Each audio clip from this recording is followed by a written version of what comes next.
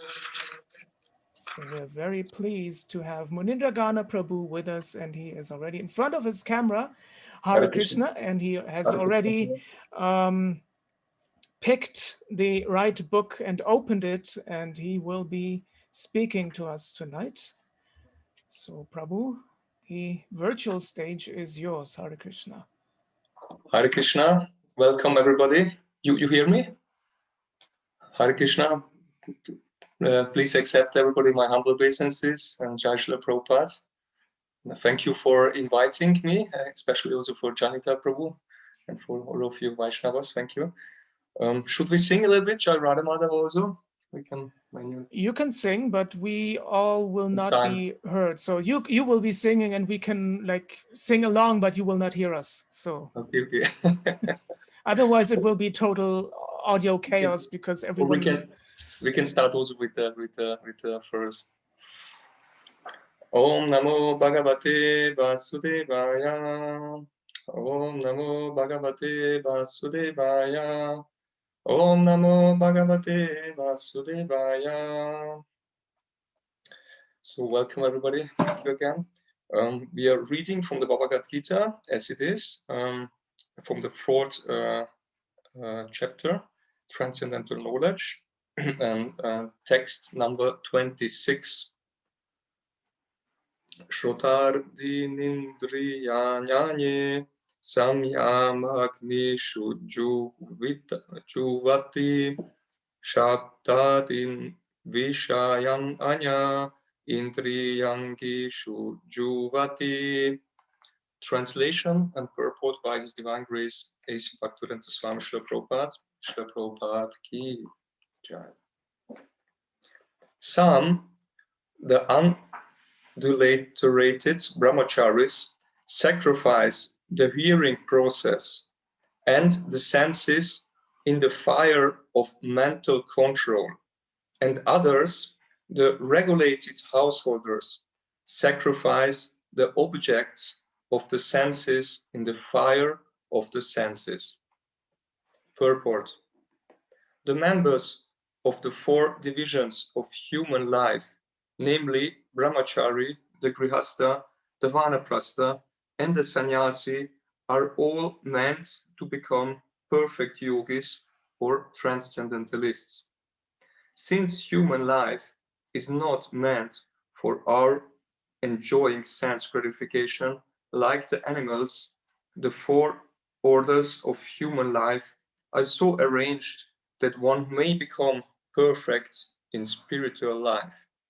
The brahmacharis, or students under the care of a bona fide spiritual master, control the mind by abstaining from sense gratification.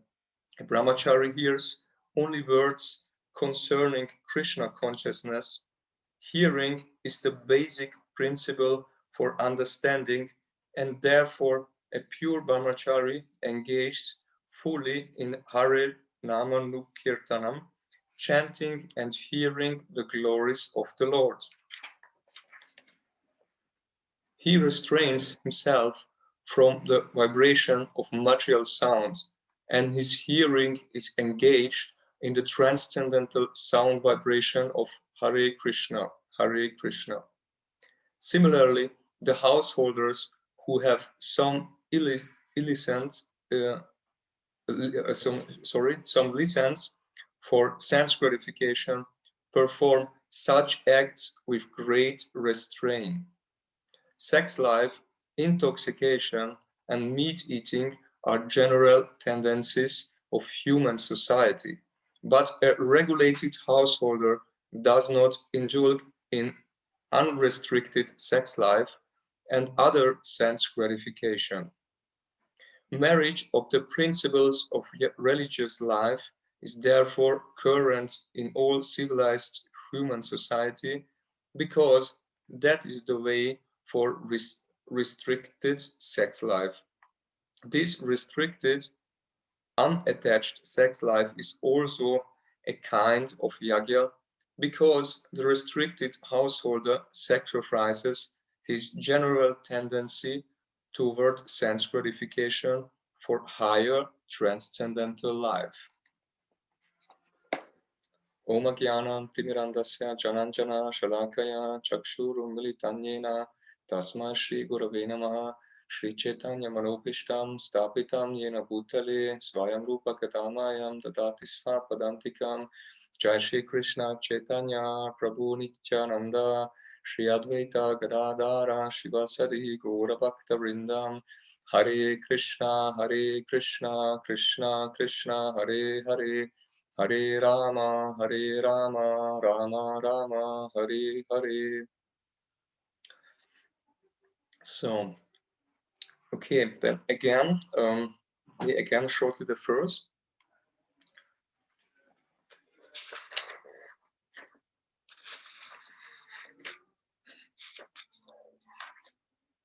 So,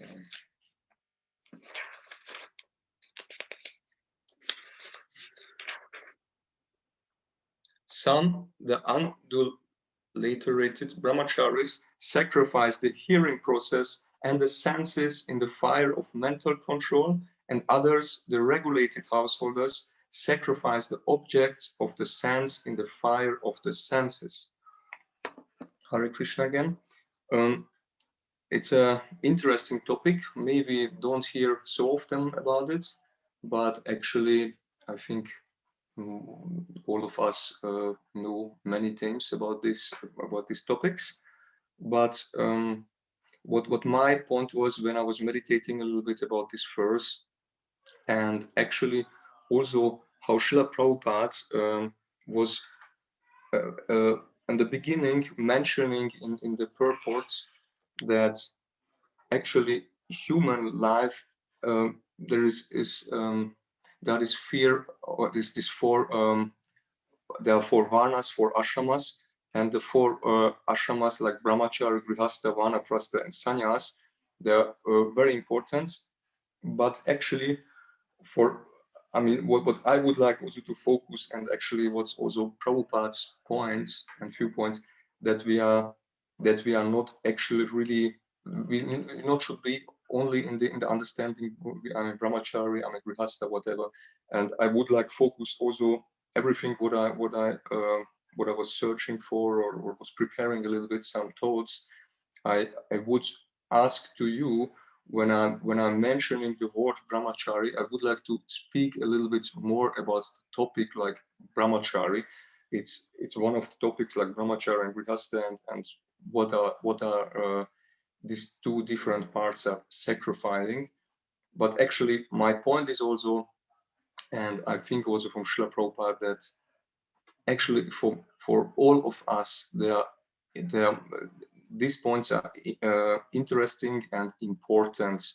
Also in grihastha life, is very important to live actually somehow like a brahmachari. There are a little differences, but actually I was also a little bit searching and researching, reading, and there is describing in Shastra that only in our bhakti tradition is actually a grihastha mentioned also like a brahmachari. Actually, a grihastha who is serious in his brahmachari life and is following nicely the rules, regulations, and living how is described in the scriptures.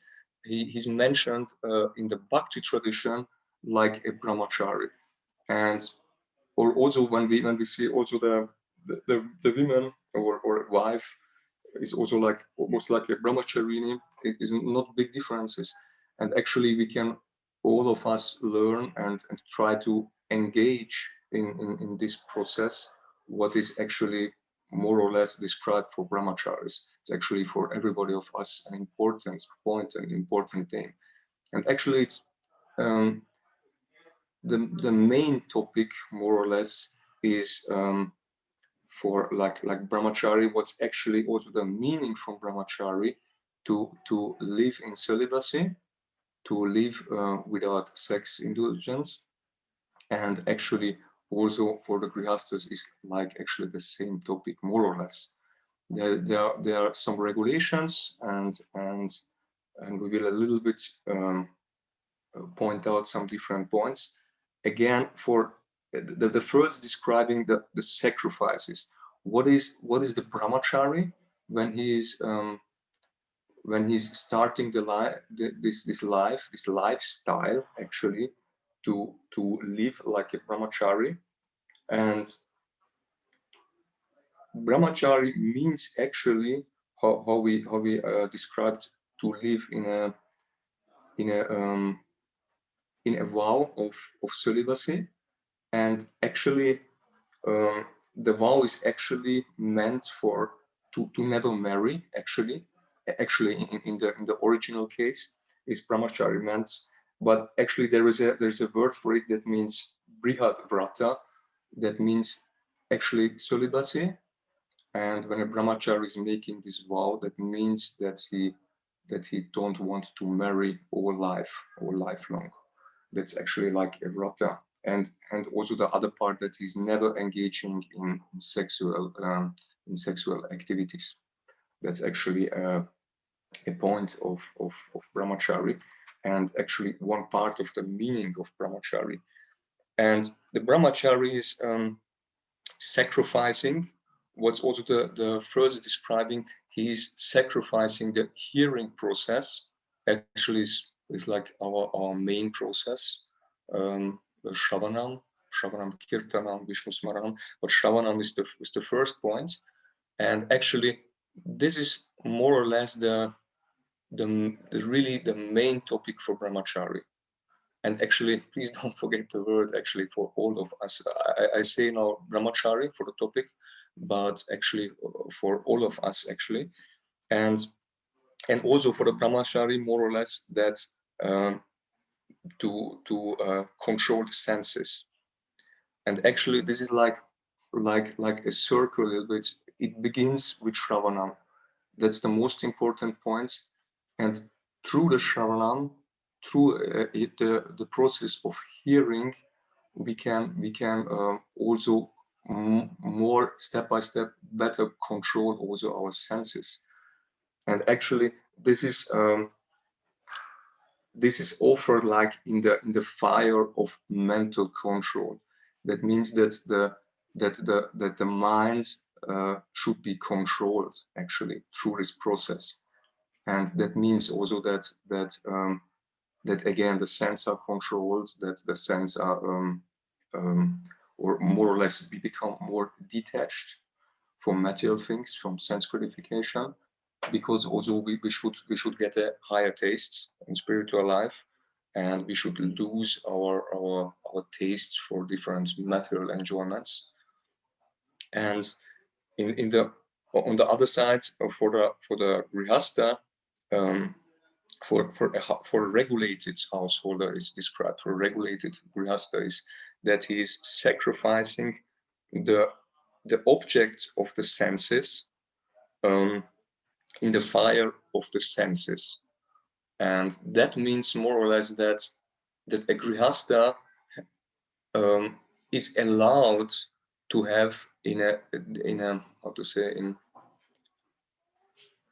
for him is a little bit allowed to have some sense gratification, but in a controlled way, or better say it in a Krishna conscious way, that he's using it in Krishna conscious and not only for their own pleasure. But there is some, how to say, some I don't know the word in English, it's like some free space for some sense and for enjoyment. And that is and that's why he's offering like this is his offering from the grihasta, and this is bona fide for him. This is actually okay. And for the brahmacharis, the main topic that he is more or less looking on the actually he can more engage, he has more opportunity, more, maybe could say also more time, more like time circumstances are made better arranged for these topics, what the differences are more or less. And but important is also by the grihastas that it should be actually regulated. That is very important.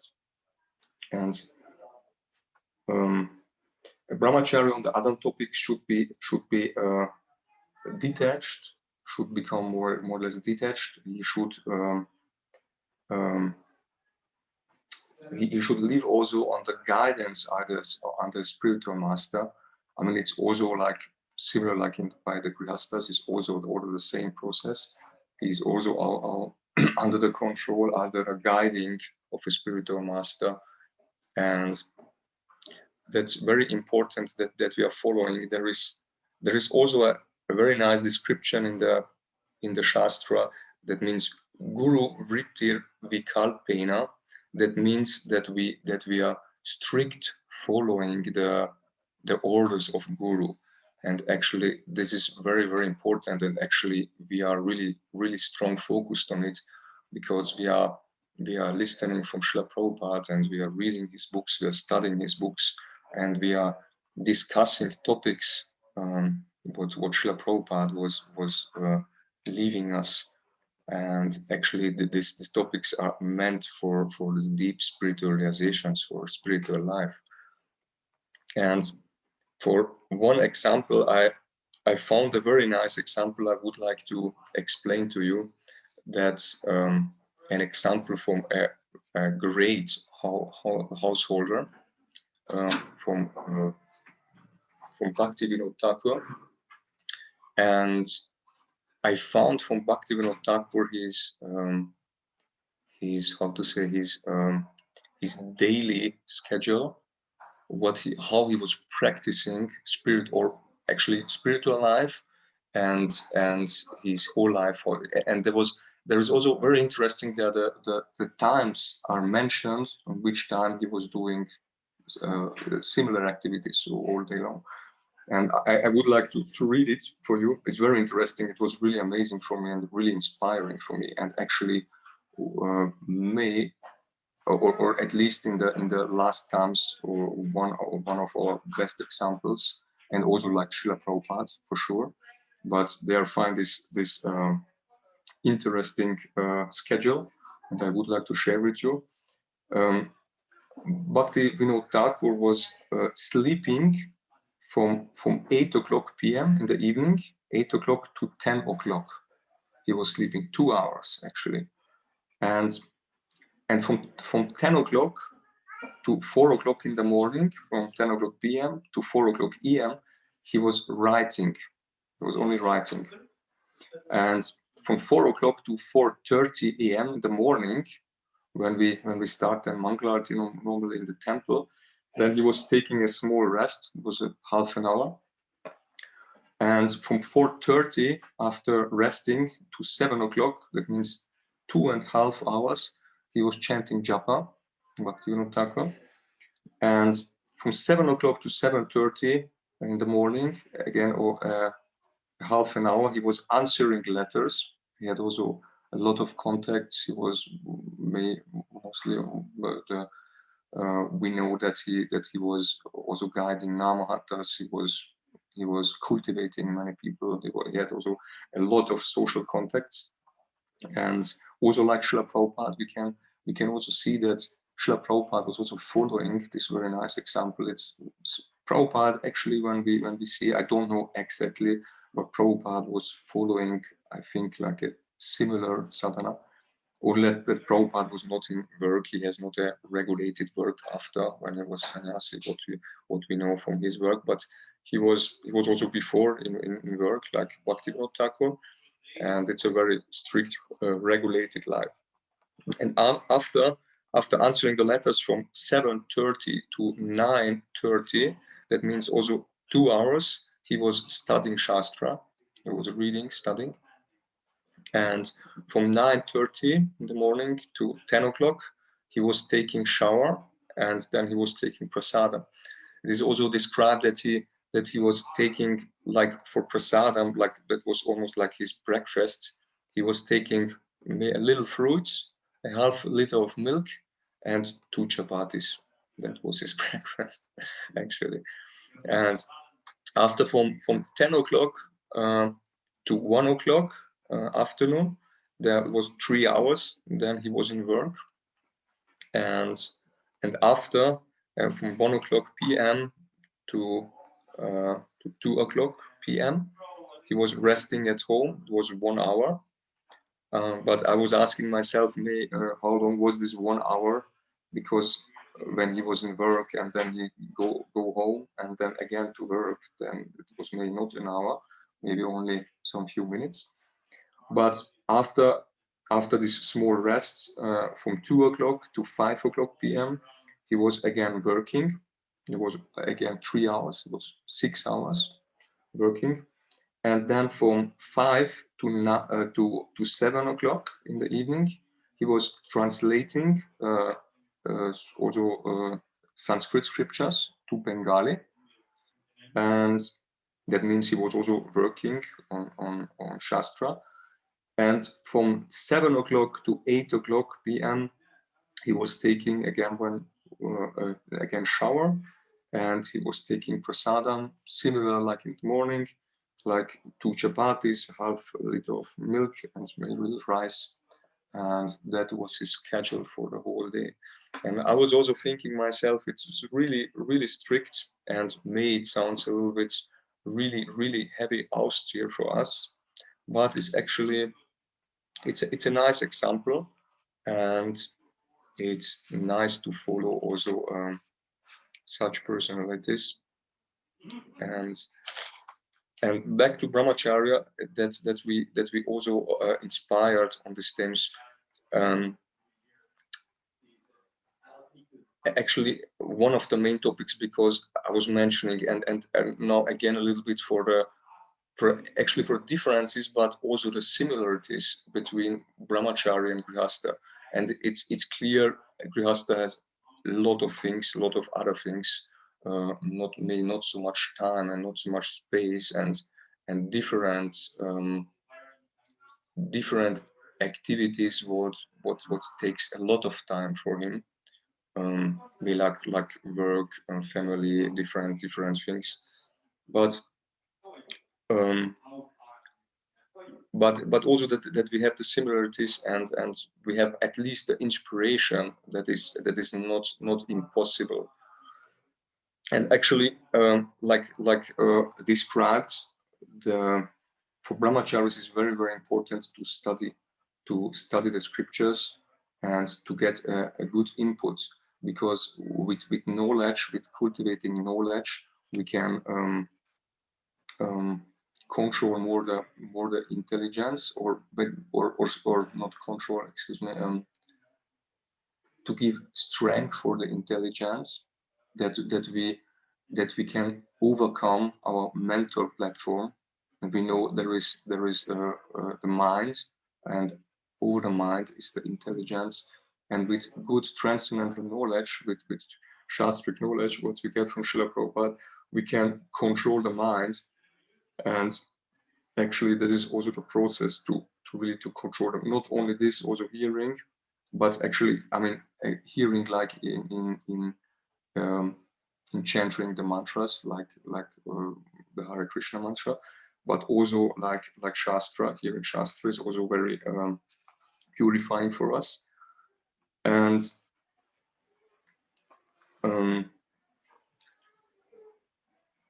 yes, and to this Vedic study, it means actually the main topic for brahmachari, or the main duty for brahmachari, is actually studied Vedic knowledge, studied Shastra. And this is described like Svadhyaya in the Bhagavad-gītā, Srila Prabhupada describing that this is the main activity for a brahmachari. And Srila Prabhupada is giving also giving a small comment to it, that a brahmachari should should avoid so far as possible contact with women, engage the mind in study from the Vedic literature, and cultivation of spiritual knowledge. And actually, there are also similarities, because there is also describing the sannyas ashram is actually when the brahmachari ashram is actually should be originally from the Vedic times, should begin in the age of around 5 years and should go around to the 25th year. And actually, this year is described that actually a man is so far, how to say, ready in his life, actually, like spiritually, and also a little bit like on the material platform, or better said, on the platform that he knows also more or less his varna, not only the ashram. I mean, we are speaking now that he's living normally like a brahmachari, but actually on this time around 25, a brahmachari should also know his varna more or less. And now in our days it's a little bit different. How to say this? This time schedule from 5 to 25. This is more or less how to say? I don't know this word in English. It's becoming more later, mostly from around 20 to whatever, to 25, 30, how long somebody is practicing brahmachari life. But it's actually a similar process that we enter brahmachari ashram. It can be that somebody was also engaged in may not in family life, but maybe it's has contacts with women, girlfriends, this and that. It's maybe a little bit like it can be that it's a little bit not the, how to say, the right order, that not first is coming brahmachari, then grihastha life. It can be a little bit mixed up, like it's at first a little bit more or less like grihastha ashram, or a little bit experience in it, and then brahmachari ashram. And then actually, when we learn such spiritual things, that we can control our mind, our senses, to understand different topics, important themes in spiritual life, then we are also ready to enter the grihastha ashram. And actually this is also a very important point, because the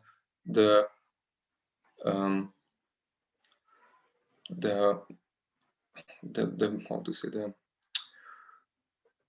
the most of the brahmacharis, I don't know how many percent, but the most of them are changing ashram.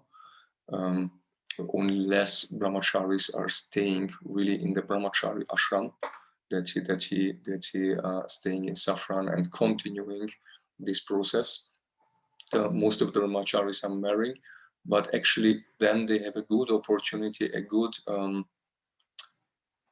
good strong, then he may hopefully practice a good strong sadhana, that he can also like lead,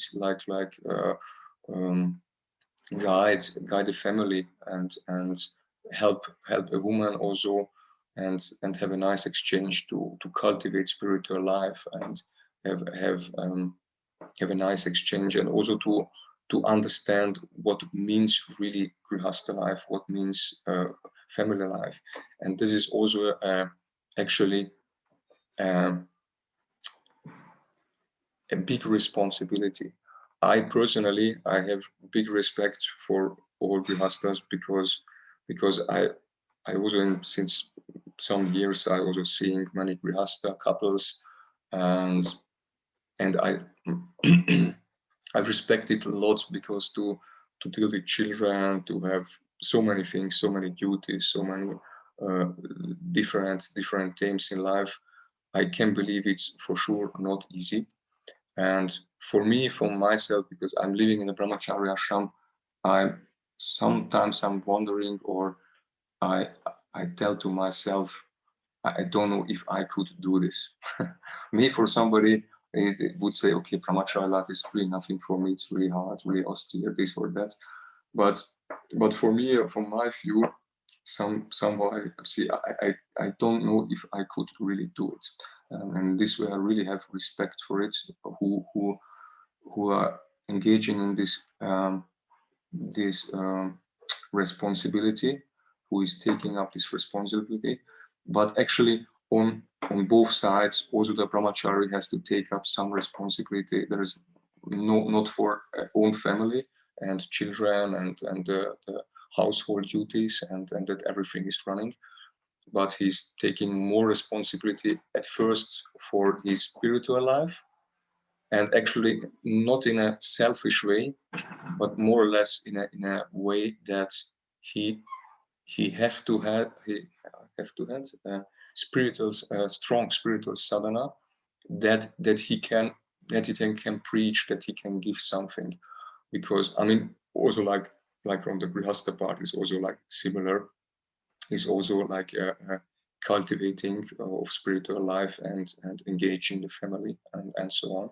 And also when possible, like also for example Bhaktivinoda Thakur or Srila Prabhupada, they was also helping a lot other people's, was managing lots, was this writing scriptures, translating, arranging also programs, whatever.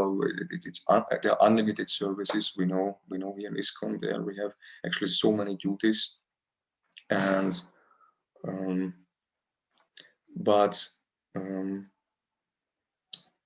yes, now I lose a little bit the point. That's yes, but I have real respect for it, and it's a very, very big topic. Now I was finding also an interesting verse, what sounds me a little bit heavy, but please don't be shocked. That this is actually a verse from the Bhagavatam that means Smaranam Kirtanam Keli Prakesham Guyabhashanam Sakalpo Dyavas Yascha Kriya Nivrittir Evacha. And this verse from the Bhagavatam, the 6th canto, is describing the topics in this verse includes the first class tapas. That means the first class austerity, and actually what's actually made for brahmacārī life, but again for the remembering also similar, like also in the grihastha ashram. Actually a grihastha is called, actually a strict grihastha is called also grihastha brahmacārī. And again for reminding. And the first point is one should not think about woman, or like similar, not think about man in a actually like in a lusty way normally. The second is he should not speak about sex life. And the third point is he should not joking with woman or with man. And the fourth point is he should not be lustful at woman or at man. The fifth point is he should not have intimately discussions with man or woman. And the sixth point is to decide to engage. He should not decide to engage in sexual intercourses. The seventh point is he should not endeavor for sex life. He should not making such endeavorments for sex life. And the eighth point is to not engage in all of sexual activities, in no sexual activities, whatever. And the strict points, it sounds like a little bit heavy, but actually these are actually in all ashramas important points.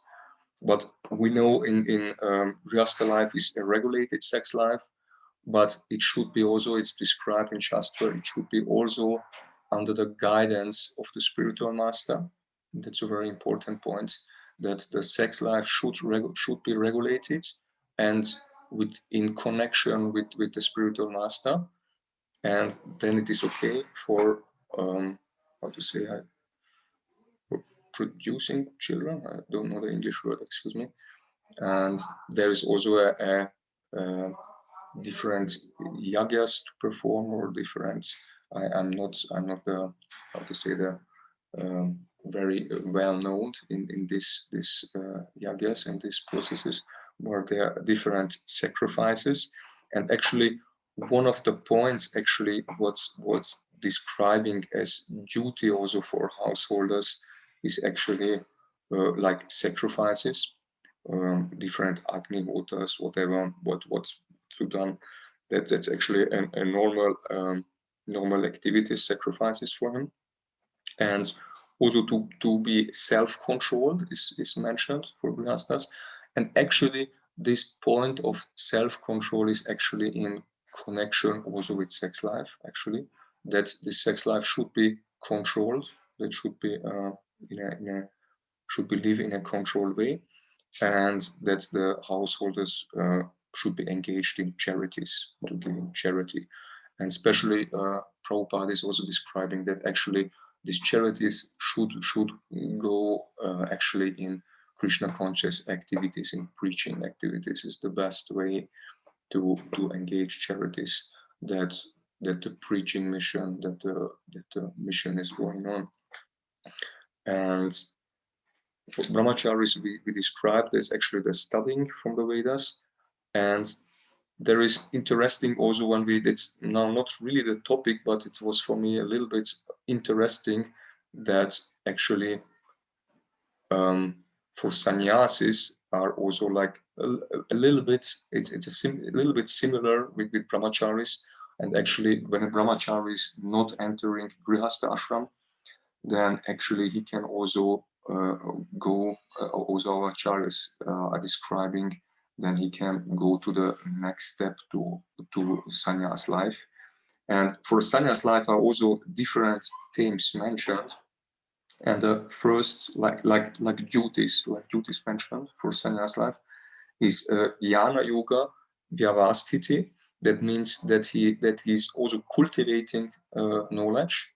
It's similar also like the brahmachari, but actually this point means by the sannyas, it's a little bit more focused on not only like also cultivating and have a really deep knowledge, but actually that he also should distribute this knowledge. That's the very important point. Actually, sannyas is like his main topic is to give knowledge, really to enlighten people, and yes, or that we make spiritual advancements. And the second point is by the sannyasi is abhyam. That means he should be free from fear. That is also described. Actually, he should also he should be how to say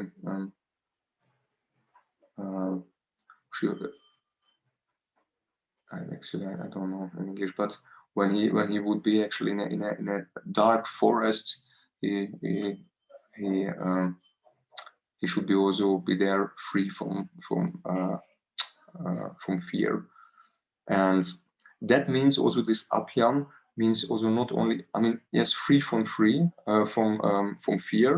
but actually that means also that it also is very strong connected with the point that he should really have 100% trust in Krishna. And it's actually a very, very important point that he has no other options. Actually, only Krishna is the top shelter for him. He's the only one person who can really fully trust. He's depend. Actually, we could say he's really fully depending 108% on Krishna, and that's a main point.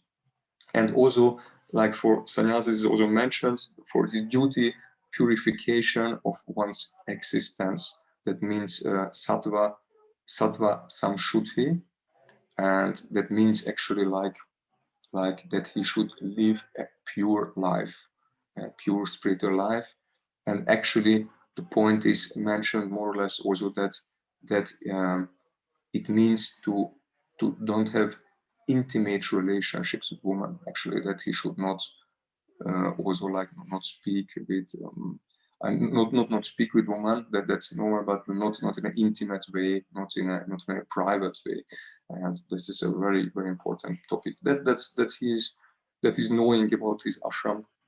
Actually, that was also only some points what I want to mention.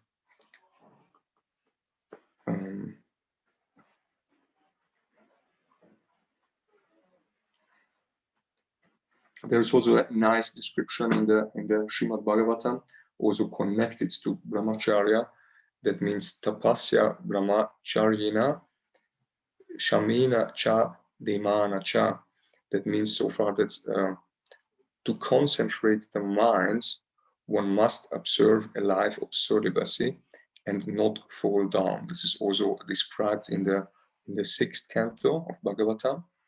And actually, there is also made the point how important is celibacy, that we have a strong mind.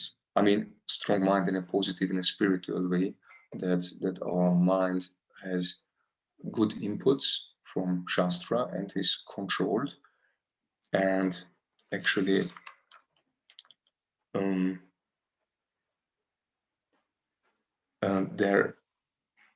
for some times ago, I was reading in letters of Srila Prabhupada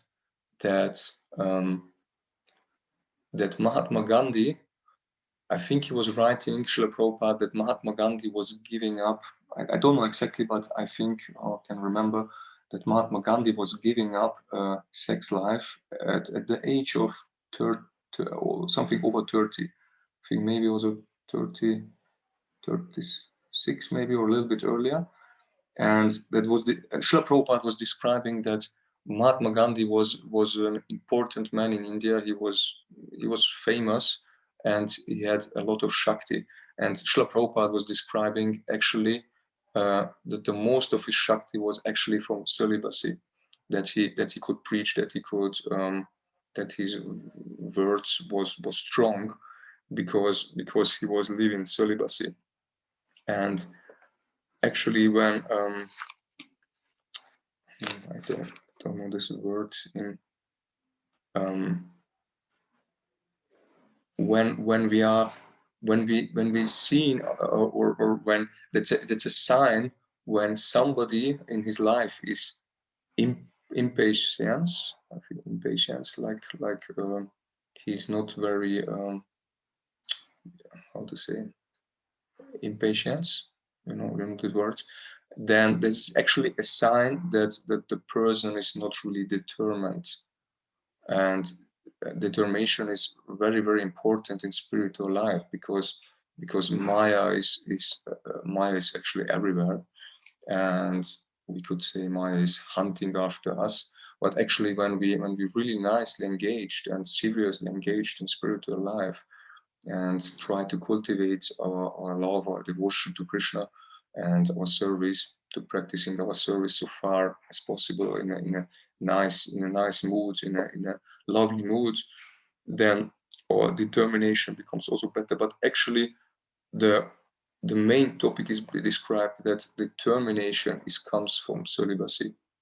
Actually, then we save a lot of energy, and this energy we can focus for spiritual life, and we can become very strict and very focused and very powerful actually in spiritual life, and actually in all our duties, also when they are on the mature platform, when we are engaging, or when we are dealing, or when we are working, or have something to do also with people from outside, but they see that a devotee have something special, and actually that's actually the Krishna factor, that we are practicing spiritual life, not only that we are practicing celibacy, but that's an important point, what can help us a lot. I want to ask only short how long we can go, how far we can go with the lecture, or maybe for some. We have 15 minutes time, but yeah, at the end we usually have time for questions. So okay. Maybe in a few minutes. Maybe a few minutes, a little bit, some few points, and then we can finish. Actually,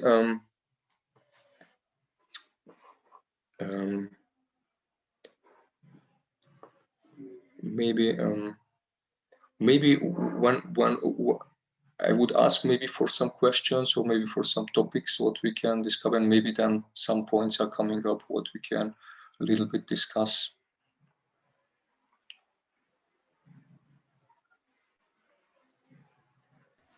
So if any one of you has questions, suggestions, comments, complaints or whatever, you can either type them into the chat box, or since we're not so many people, you can just unmute yourselves by tapping or clicking onto the microphone icon in the corner, bottom left corner of your screen. If you're joining us from a computer, I don't know where it is when you are joining us via your mobile phone, but yeah, there is the microphone icon. It should be red with a, with thingy, red thingy going through it. And if you click on it, you can unmute yourself. So that means you can speak and you will be heard. So if you have any questions, go ahead.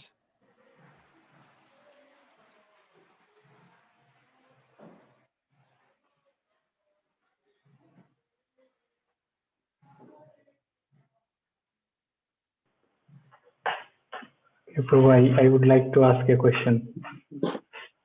Hare Krishna Prabhu, please accept my humble obeisances.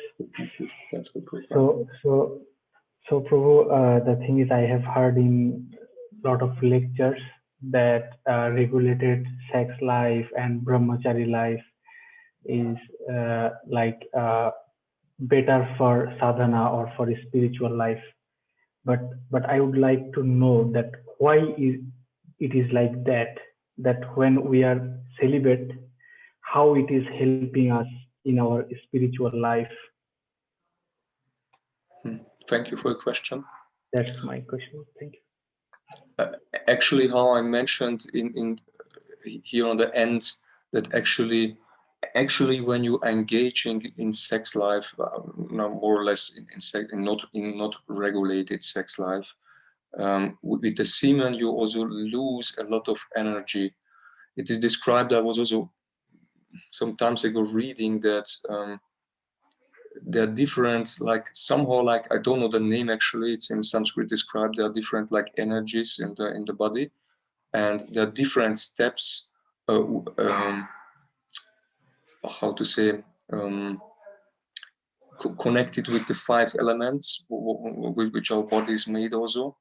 And one of the elements is water, and semen is made, and also blood and semen is described as made from water mostly. And semen is actually the last part. There are, I think, 7 steps through. The one thing is produced, and then the other thing, and the other thing, and one after another. There's more qualitative because there are more potential inside. And the last thing is the semen, and it's described. 1 drop of semen needs 60 drops of blood to make it. And actually, this is the material platform actually, but it's also made some interesting inputs, and it's a lot of energy. It's a lot of, how to say, shakti. It's a lot of energy inside. And when you lose it, then you lose our also a lot of energy of mental, of bodily energy, of different energies. Actually, it's described actually that when also children or not, actually that's described also in the Vedic scriptures and Bhagavatam. I think that till when the brahmachari is living till his 25-50 year in a brahmachari ashram, then he is actually ready with the whole process is ready in his body to engage also then in sex life. Then everything is ready. When he's before engaging, when he's younger, I don't know, with age with 18 or 16 and more, then is he not so much really ready for these things, and then he lose a lot of energy, what mental and physical and so many things, what he cannot develop anymore. And actually you're losing a lot of energy, and actually this is also on the other platform, that on the spiritual platform, that you identifying more or less with your body when you're engaging in sex life. That means you have some exchange with women, and it's actually when the sex life is in the front, how you would like to concentrate to Krishna. It's different. It's difficult because you cannot so much focus. There are many topics what holding you back from spiritual life. Actually, it's the most topic in what brings you away from spiritual life is sex life. Is actually the opposite, because love is actually the ultimate thing, the true thing, like selflessness, like service to Krishna, to the Supreme, is actually the highest thing. It's our highest dharma. It's our nature to be to serving Krishna. There's also like a nice description like Jiverya Swarupahaya Krishnera Nitya Das. That means that actually a human entity is made to serve God, actually, and this is our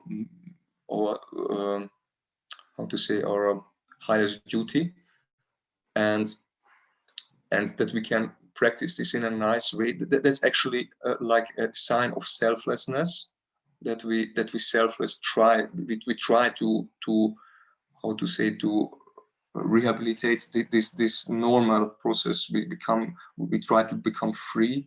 I mean, what means we try? I mean, actually, it's the blessings from Krishna and from our spiritual life. But Krishna is taking away when he sees our endeavor that we really like to try to practice in a pure way. And actually, sexual life is for self-enjoyment, and this is not really selfless. It's like the opposite from really love. What's really selfless, because we are looking for some enjoyment for us, and actually that leads us away from the topmost goal to try to satisfy Krishna, to make something for Krishna's self-enjoyment, you know, topic. And actually that it's actually the opposite thing. And there are many different things we could discuss more and more, but maybe when somehow your question is answered, that there are many things. It's a different topic, difficult topic, and that's why the acharas, the scriptures, are pointing out celibacy and regulated sex life is really important. It's actually more or less the foundation of spiritual life. When you're not practicing this, it's really hard. You can practice something like spiritually, but you cannot go really deep, and to your relationship with Krishna is not really possible. Hare Krishna, thank you for your question. Thank you, bro. Thanks for the nice and detailed answer, bro. Thank you. Thank you, Hare Krishna.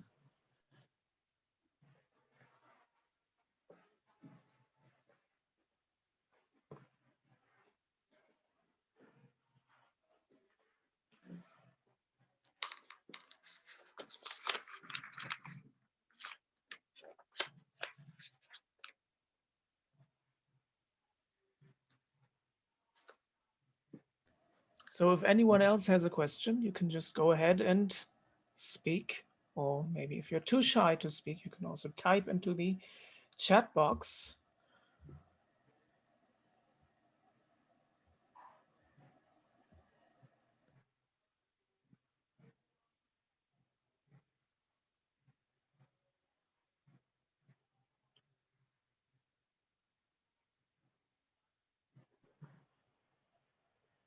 So if no one have any question, can I ask another question? Yes, please.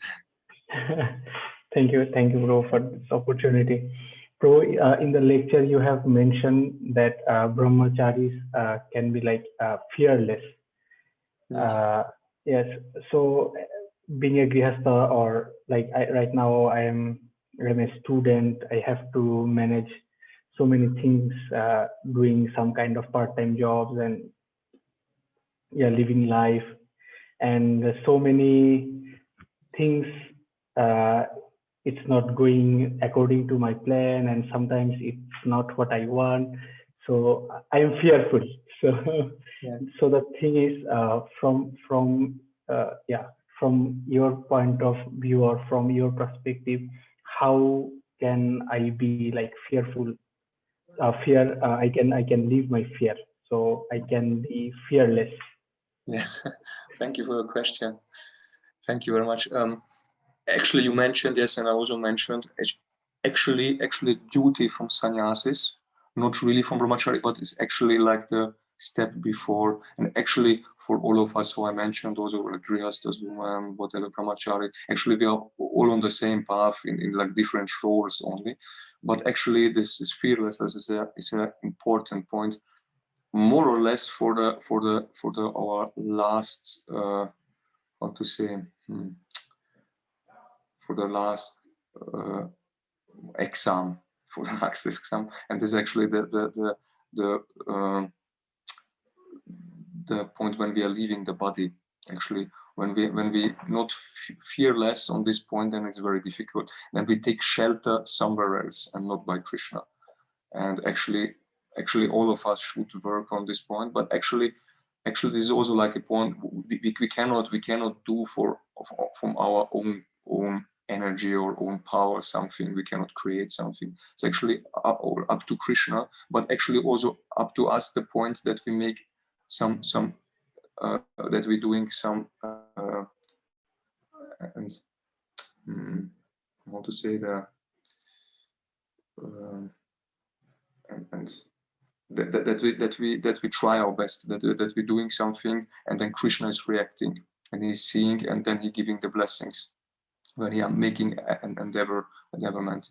And actually, I shortly maybe to say, I think, well, me a little bit what I was also trying to a little bit to go deeper, to go deeper really in spiritual life, and actually more or less at least in chanting the holy names, to go really deeper, to really to cry for Krishna, to really, because he is the source of fearlessness, he's the source of happiness, he's the source of everything, and he can help you, he can take it away from you, but we need to cultivate also that we trust in him, that we shraddha is one of the first steps what we should cultivate. But actually all spiritual life it's a main topic, shraddha, like faith, like that we have like some faith in Krishna, and in the process and in everything in devotees, that we take shelter somewhere by Krishna, by devotees, by the holy name, by spiritual activists, that we really take shelter,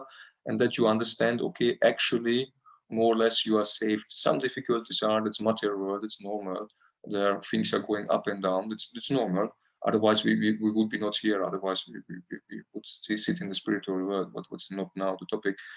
But it's normal, and to be somehow satisfied with this also with problems, and when problems come, then maybe to understand it so that you can cry more for Krishna, that you can use this opportunity to cry more, or like to go deeper in your spiritual life, and please Krishna, I'm fallen, I'm so helpless, I don't know what to do. That really also practice these themes, and all themes engage all things, all happenings, what you get in your spiritual life, that you use everything in the service, or use in connection with Krishna.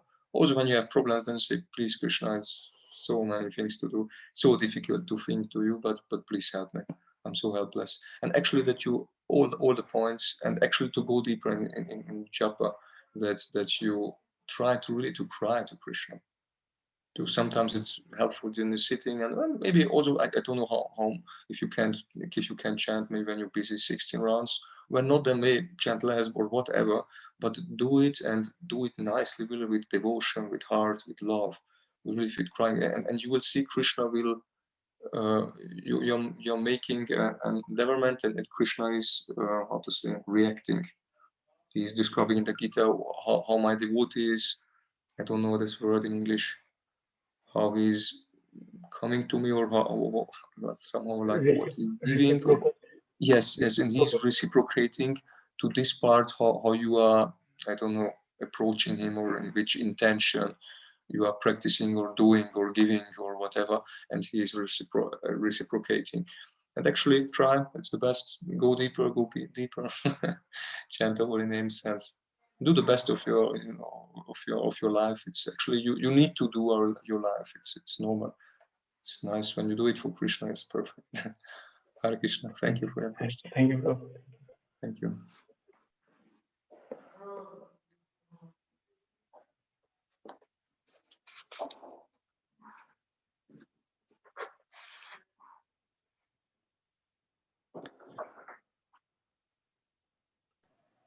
So if there is no other question, then we shall conclude this evening by thanking Munindra Gana Prabhu for being with us, for Thank you very giving much. this lecture. It was very interesting. Thank you for answering the questions, and thanks Thank you very for much. asking the questions to all of you. I can see Oliva is clapping with her hands in a digital way, and Janitai as well. Martina as well. So thanks to all of you who have joined us. There are some people who have, I think, joined us for the first time, like René and Pavel Kulon and others who have joined us for the, well, I don't know if they're here for the first time, but I haven't seen them before. So thank you very much. We hope to see you again very soon, and we hope to have Munindra Gana Prabhu with us sometime soon. Thank you very much, and have a good night. Thank you. Hare Krishna. You also. Thank you, Hare Krishna. Shila Prabhupada ki jai.